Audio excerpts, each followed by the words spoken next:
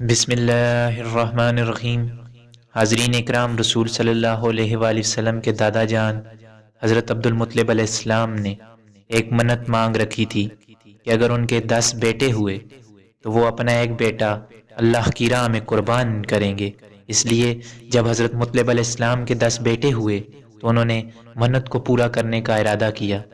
تو ان کے سب سے چھوٹے بیٹے جو رسول صلی اللہ علیہ وآلہ وسلم کے والد یعنی حضرت عبداللہ علیہ السلام تھے، اور وہ سب بھائیوں میں سے بہت خوبصورت تھے، اس لیے کچھ لوگوں نے عبد المطلب علیہ السلام کو مشورہ دیا کہ یہ تو سب سے خوبصورت ہیں، تو انہیں ہی کیوں قربان کر رہے ہو؟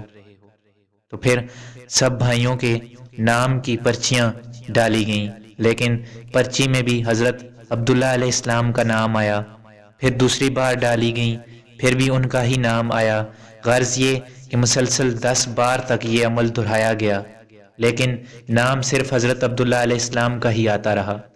تو پھر یہ مشورہ ہوا کہ اونٹ قربان کیے جائیں گے، لیکن اس وقت تک اونٹوں کی تعداد 100 ہو چکی تھی۔ تو حضرت عبد المطلب علیہ السلام نے 100 اونٹ قربان کیے۔ اس دن سے لوگوں نے رسول صلی اللہ علیہ وآلہ وسلم کے والد کو ذبیح اللہ کا لقب بھی دے دیا تھا۔ پھر جب حضرت عبداللہ علیہ السلام کی شادی کا وقت آیا تو سب نے مل کر یہ ارادہ کیا کہ حضرت عبداللہ علیہ السلام بھی بہت خوبصورت ہیں اور بی بی آمنہ بھی، اس لیے ان کی شادی کر دی گئی۔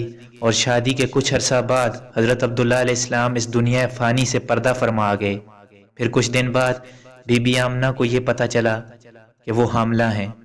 بی بی آمنہ نے فرمایا تھا کہ ان کے حاملہ ہونے کے بعد جب وہ باہر جاتی تھیں تو ان کے سامنے آنے والی ہر چیز انہیں سجدہ کیا کرتی تھی، اور جب وہ ساحل پر جاتی تھیں تو وہاں بھی بادلوں کا سایہ ہو جاتا تھا، اور جب پانی بھرنے کی غرض سے کنویں پر جاتیں تو وہ پانی جو ایسے تو نیچے تھا وہ اوپر آ جاتا تھا، اور اس وجہ سے وہ عورتیں بھی بی بی آمنہ کو وہاں اپنے پاس کھڑا کر کے کہتیں کہ آپ کے کھڑے ہونے سے ہمیں آسانی ہوتی ہے۔